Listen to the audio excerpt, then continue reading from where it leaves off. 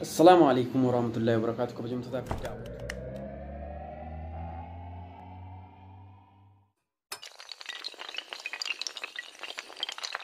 فريمان نجين كيني بكج تانو تسنا حاجة كبجو تشاي شورا حرم مو شورا فيديو ببريدة تكون سني كبرديرو فيديو سونيس الروا برتو الروا هوبتو الروا موانا برسيفتو الروا موريو تكيسن وبرسيفتو جريتن عبدي كبا فيديو كانت تصون سنين دورا شورا channel كانت شورا subscribe like share براتي ريو تكيسن جها غري أدارتس دبر ساجي شومر بادا channel كن يوجدته شوف አሁን የምትመሰክሩበት ጊዜ ነው እሺ እግዚአብሔር ሰው እኔ ትላንትና በስኳር በሽታ እንደምሰቃይ ተናግሬ እንዲጸለይ ልጠይቄ ነበር ጌታ ምን እንዳደረገልህ ታውቃለህ ሄደህ ተመርመር ብዬ ነው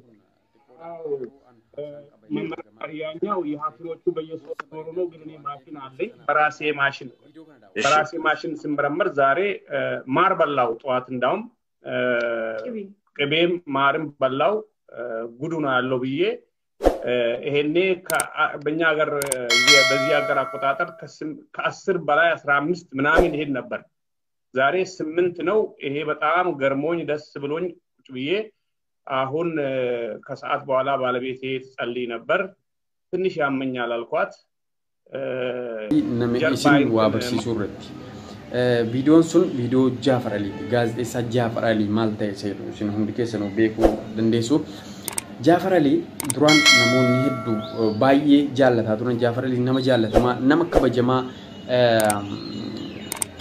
ድራማ ጋዜጣ አፋን ኦሮሞ ድራማ በሬዳ ጭማ ነመ ጭማፊ ነማ የሮ አባን ጃምቦ ጅተን ነመ ኢሳነቲና ነምኒ ሬዲዮ ከሰቲ Jaafarin dhaggeeffatu dha. Jaafar nama artiiti, nama cimaati, nama beekamaadha jechuudha. Garuu Jaafar Alii maal ta'e isa jedhuuf amma immoo jechuudha akkuma jaalala isaa kana qabu namni jibbaa isaa faarsaa jira. Jaafar Alii yeroo jijjiiramaa sana jechuudha yeroo bara jijjiiramaa jedhanii jechuudha qaamni bilisiginnaa jechuudha mootummaa fudhatee gara biyyaa galutti biyya seene jechuudha Jaafar Alii. Erga biyya seene maal godhe seedhu immoo Jaafar Alii akkuma biyya galeen jijjiiramicha fudhatee bilisiginnaa akkasumas immoo uummata amma biyya bulchaaru kana jala galee wajjiniin hojjetaa achi waan Oromoo safuu Oromoo cabsu waan Oromoo jibbisiisu akkasumas immoo arrabsoo adda addaa jechuudha achirra taa'ee sheer godhaa ture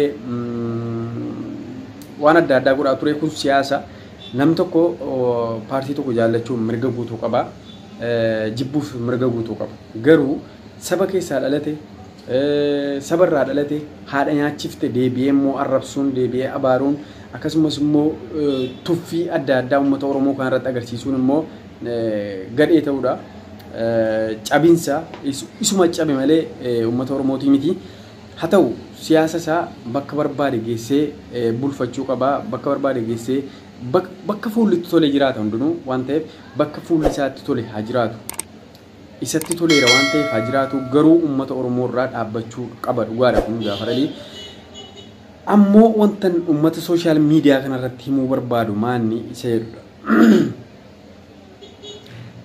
fiddanii Jaafar siyaasaa fi amantaa wal keessan fidinaa siyaasni fi amantaan gargari namni siyaasa barbaadetti buluu barbaadandaa namni siyaasa barbaade wajjin garaggaluu danda'a namni amantii barbaade qabachuu fi ittiin buluu danda'a kun mirga abbaati amma asirratti Jaafar Alii sirrii hojjetee sirriin hojjenne wanta jedhu an keessa galuu danda'u waa'ee amantaasaa sinii galee kanaaf Jaafar Alii amantaan jecha tokko jedhee ture kanaan dura wayii jaarraa abbaa quraana rabbiitti aansee kanan jaalladhu jaarraa abbaa gadaati agartanii quraana rabbiitti aansee kanan jaalladhu jaarraa abbaa gadaati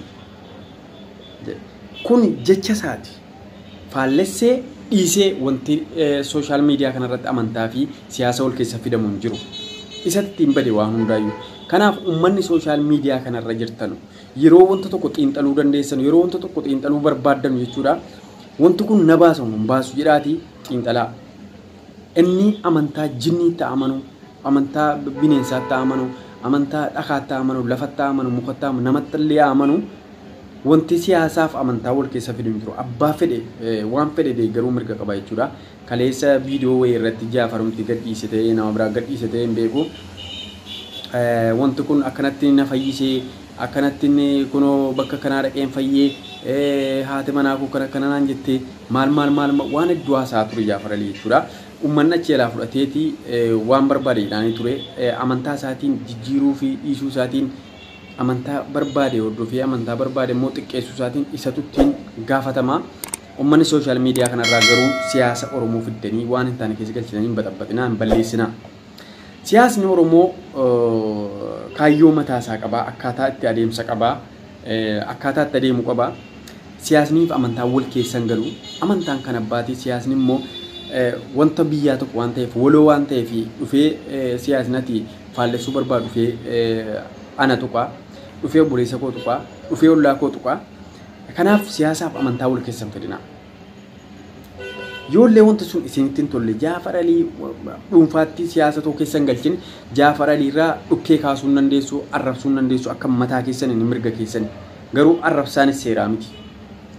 Arrabsiinis seeraa miti. Gorsa namaa yeroo kennitu arrabsi jechi jedhu ituu gorsitu nama sana arrabsi dhaqi yoo jettee gorsita ta'e atillee akka nama sana jajjabeessaatti itti fudhatamta waan ta'eef an arrabsi jedhaan jiru. Garuu akka dhuunfaatti dhukkee irraa kaasuu dandeessaa argitu waan barbaadde gochuu dandeessa mirga keetiin mataa keetu waan mataan keessi ajaji gochuu ni dandeessa. Garuu siyaasa Oromoo fi amantaa uummanni Oromoo kun ittiin bulee wal kabajee waliin jiraataa yeroo kana fiddanii keessa galchitanii nun baxabbaxinaa jechuun barbaada. Yeroo hundumaayyuu sooshaal miidiyaa kanarratti jechuudha warri diinaa kun jechuudha warri akka bilchiginaa paartii badhaadhinaa kun deeggaru kun jechuudha namoonni dhuunfaanis ajandaa fidanii ajandaa uummanni ittiin wal fixu guyyaa guyyaarraa fidu jechuudha. Guyyaa guyyaarraa maaliif seetan sun uummanni Oromoo akka inni jabaatee wal hin qabne, akka inni jabaatee wal keessa galee wal hin cimsine, akka inni jabaatee humna hin godhanne gochuu irratti hojjetamaadha. Isin garuu kun ajandaadha maal jettanii fudhattanii gabbaatu. Yeroo tokko waa'ee saala wal quunnamtii saalaa gabbaa, yeroo tokko waa'ee amantaa gabbaa, yeroo tokko waa'ee siyaasa biraatu gabbaa, yeroo tokko waa'ee obboleessaa obboleettii gabbaa. Kun hundumtuu akka uummanni Oromoo wanta itti yaadaaru sanarraa jal'atuuf godhama. Ajandaa kana kan qopheessu taa'ameetuma jira. Namuma kaa'ametu jira. Ajandaa kanaa kan qopheessee gabbaasu ajandaa torbanii jedhamee kan qopheeffamee gabbaafamu kaa'amaatuma jira jechuudha. Kaa'ameetuma jira fayyaan isaa jechuudha. Kanaaf uummanni Oromoo ittiin hin shawwadaminaa waan akkanaatiin. Ittiin hin hataminaa.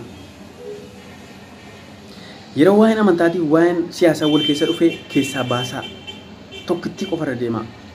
Waa'ee amantaa irratti hojjetta taana waa'ee amantaa qabadhuutii deemu.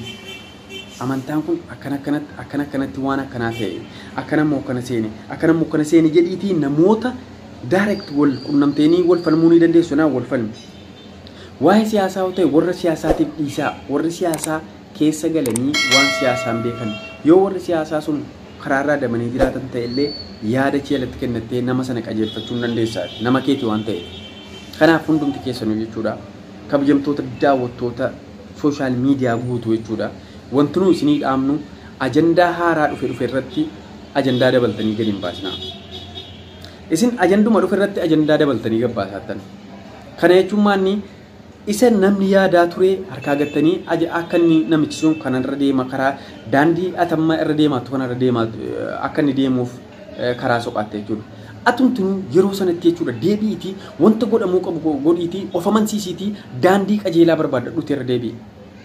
Irra deebitee jiraachuu dandeessa, irra deebitee xiinxaluu dandeessa, irra deebitee hojjechuu dandeessa jechuudha. Atumtuu dandeeyitii of amansiisiitii karaa qajeelaa fuula qajeelaa ilaaliitii siyaasa qajeelaa ilaaliitii irra deemi jechuudha. Amantaa kee garuu waan barbaaddetti amanuu mirga guutuu qabda. Amantaa kee osoo kan namaatiin walitti hin buusin ofii keetii kabajattee kaabdee biyyootti kaabdee qajeelchitee furdiftee jechuudha ittiin buluu hin dandeessa. Itti amantee jiraachuu hin dandeessa. Itti salaattee, itti gabbarattee, itti kadhattee jiraachuu hin dandeessa jechuudha. Amantaan kee amantaa keeti. Siyaasni kan walooti, biyyi kan walooti, Oromummaan kan walooti. Fiddee waan hin taane keessa buuftee hin booressin.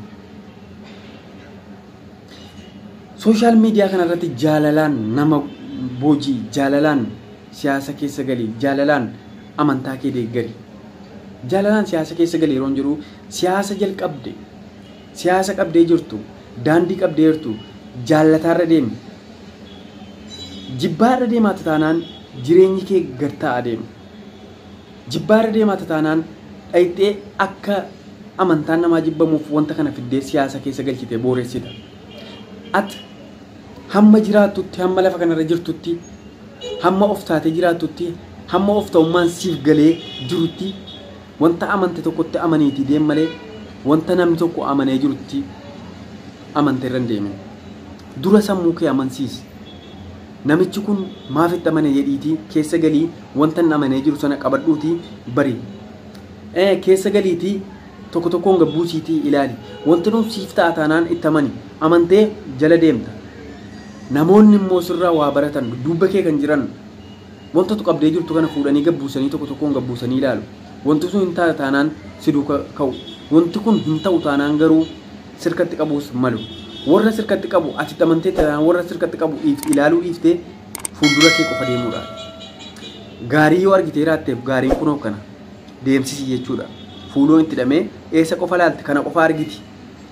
Kara kanaan argitu, kara kanaan argitu. Osoo garagaltee waan irratti fe'amee jiru sana argitee yookaan ofii fiigdee qileetti caccabdii yookaan namicha irra jiruuf ba'aarra jiru sana garagalchiti yookaan wanta karaarra jiru caccabsitee fitti jedhan. Kanaaf atis isa kana yaaduu dhiiftee jechuudha. Isa sirra jiru, isa namni siin jedhu yaaduu dhiiftee itti amantee taanaan karaa kee qabadhuuti osoo garagaltee akkana garagaltee kanan garagalin osoo wanta sirra jiru caccabsitee hin balleessin daandii kee qabadhuu deema. Kan sirraa baruun bara. Kan si qeequ garuu suma qeeqa. Kan si qeequ sana yoo wanti inni si qeeqaa jiru sun sirrii ta'e qeeqa isaa sana fudhadhuutii of sirreessuu yaali. Kanaaf hundumti keessan warri sooshaal miidiyaa kanarra jirtan jechuudha. Yeroo wanta tokko wayii xiinxaltanu, yeroo wanta tokko wayii gabbaaftanii haasoftanu amantaadhaa fi siyaasa, oromummaaf amantaa wal keessa fiddanii wal keessa galchitanii hin haasa'inaa, hin dubbatinaa. Kun isin hin baasu. Kun daandii ittiin wal fottoksanu malee daandii itti wal ijaaraa wal kaabaa deemanu miti.